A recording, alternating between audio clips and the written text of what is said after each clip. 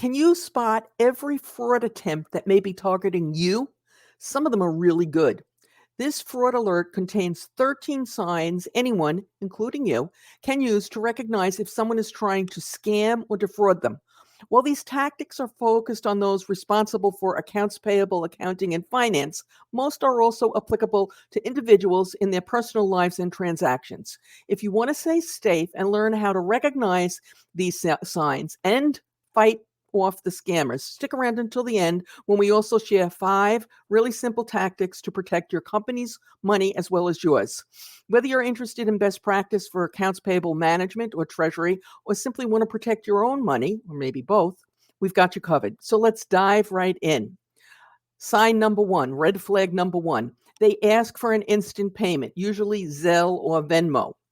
Now, some small businesses today do take Zelle and Venmo, but typically fraudsters will try and get you to pay them with one of these vehicles. So once you see that, your alert should go up.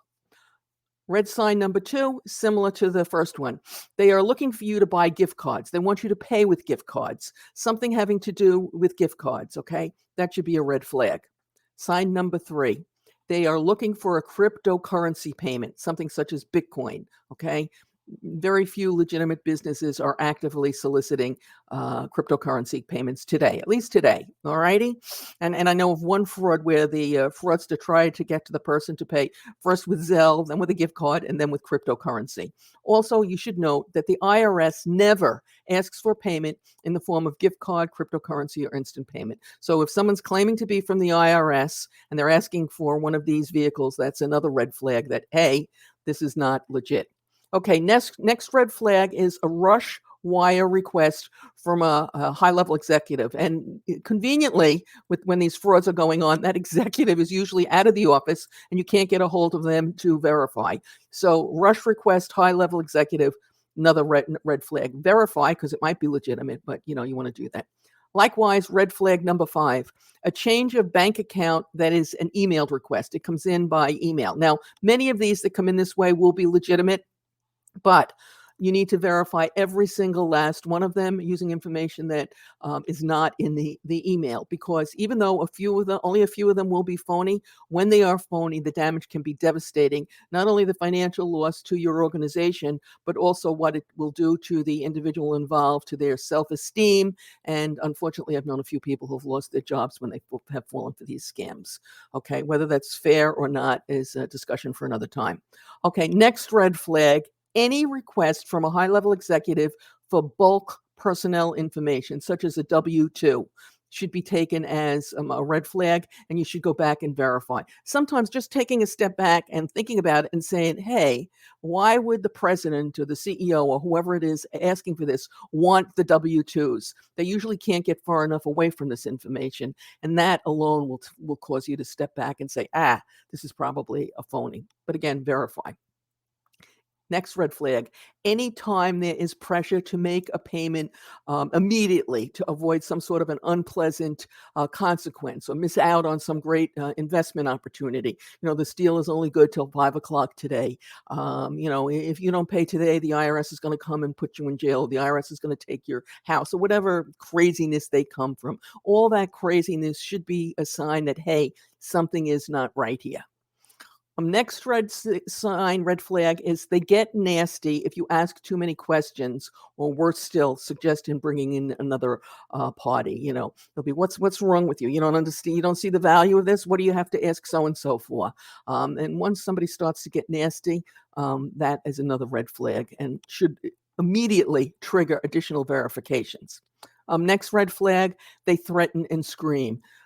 Most scammers know, most criminals know that if they yell and scream at people in the accounts payable function, unfortunately, they'll intimidate them, and occasionally they will get the payment. So they have no problem relying on threatening, screaming, yelling, whatever. Next red flag, They insist on secrecy. Right off the bat, it should tell you something's wrong. It's not like someone's being terminated, but in one such scam, let me give you an example. One such scam, it involved the CFO going directly to the finance manager for a rush wire instead of going through the controller, which is how that transaction normally would have worked in that organization. The directions, which of course came by email, went so far as to say to instruct the finance manager not to talk to anyone about this and to only communicate by email, not to call on the phone. And by the way, if the finance manager saw the CFO in the hall who was supposedly sending this message, they shouldn't even mention it. Okay, it was that secret a transaction, and unfortunately, this person, by the way, fell for it. And your, immediate response is, well, why? What's the secret? Why is this why can't I talk to anybody? Why should I only correspond by email? Only corresponding by email should have been a huge red flag. Okay. Next one, anything that comes from a crazy email address. Now, you might not realize this sometimes because the email comes in, it looks legitimate. The sender's name looks legitimate. It looks like it's supposed to. It might say FedEx, it might say Amazon, or it might say whoever the party that you're dealing with. But when you look closely at the email address, it's something totally different. And the email often will look good. They'll have the logo. But when you hover over the email address, it's not so good. It might say something like executive president at hotmail.com. I think I got that one once. I don't know what an executive president is. What's the non-executive president? Okay, but I get off. Go digress. Something like that. Or it's some crazy email like juklzf4698wsl@gmail.com. Clearly a fraud, but often these emails don't show up. You have to really go and look for them. Alas, sometimes the error is more subtle than this, and it's harder to detect. And we did a whole video on can you find the phony email, and I'll put a link to that in the show notes below. You can watch it after this if you're so interested. Okay, next red flag. Something in your gut tells you that something's off. It may be something that's too good to be true, or something just doesn't feel right. Trust your gut. Take a minute and follow the steps that I'm going to outline at the end, but just do a little extra verification. If something doesn't seem right, oftentimes you're right. Something's wrong, okay? And red flag number 13. And this goes like this. Basically, whenever anyone asks you to do anything out of the ordinary, you need to take action. You need to verify. You need to look into it a little closely. Because even though it might not seem that crazy, this is how new frauds slip in. And if you don't investigate, you'll fall for it, and then you'll find out later on. So I'm not saying ignore these emails that request something out of the ordinary, but I am saying verify them completely so that you're completely satisfied with them. Because once you're completely satisfied, then you'll go ahead and honor them. But sometimes when you start to do that research, you start to look into it, you'll realize, this is a crook. This was somebody trying to play a game, and you'll catch a new fraud. And of course, if that happens, I'd love to hear from you so I can share it with our whole community. Now, before we get to the tactics to protect against these fraudsters, I'd like to share with you that we address the big accounts payable and payment issues with new broadcasts on Tuesdays and Thursdays, and occasionally on Saturdays. Well, we have a little Wordle fun. We also post, at least especially for this month, some YouTube shorts on the other days. So please, after this is over, check out our library of over 300 videos. Now, what can you do? How can you protect your organization? Okay, some simple steps. Fraud protection step number 1. While most of these frauds will attempt to defraud you via email, understand that that is not the only way. Increasingly, these can come by text, and I can't tell you, every day I get 2 or 3 of them claiming to be from Amazon. They can be a phone call, or in rare cases, people will actually invest the money and send a letter. So don't be lulled into any false sense of security just because you're not looking at an email. You're looking, you're getting a phone call or a text or mail. Okay, fraud step. Protection step number 2, and this will protect you in more cases than you might imagine. Just step back and ask yourself, does this make sense? So why would the CEO want the email, the W-2, the information about our employees? Well, he or she wouldn't, okay? So does this make sense? Fraud step protection number 3, where appropriate, verify. Better to verify too many things than not enough. So change of bank account, rush wires, etc. Where appropriate, verify.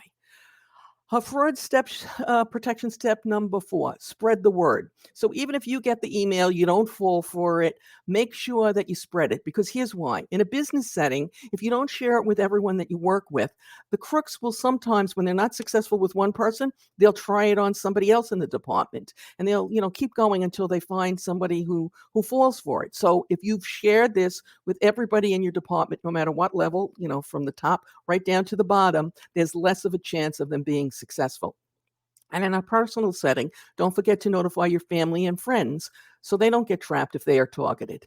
And fraud protection step number 5, keep current on the latest frauds and the fraud protection regimes. There's new frauds, unfortunately, that are continually coming out, and they're targeting all of us. And these guys are really innovative. They come up with really wonderful new ways, and you just want to make sure that you're up to date so you don't fall for them. Now, as you probably can tell, fraud is just one facet of best practices. There are a lot more things you should be doing to run a best practice accounts payable operation. That's why AP Now is devoting them this whole month to best practices, and we're releasing a new video each day on best practices. Most of these short 1-minute tips, but twice a week we've got longer ones like this. They're all in a playlist which you can watch right now using the link that will appear momentarily on your YouTube screen and is in the show notes below. As always, we appreciate your thumbs up, your comments, your subscribe.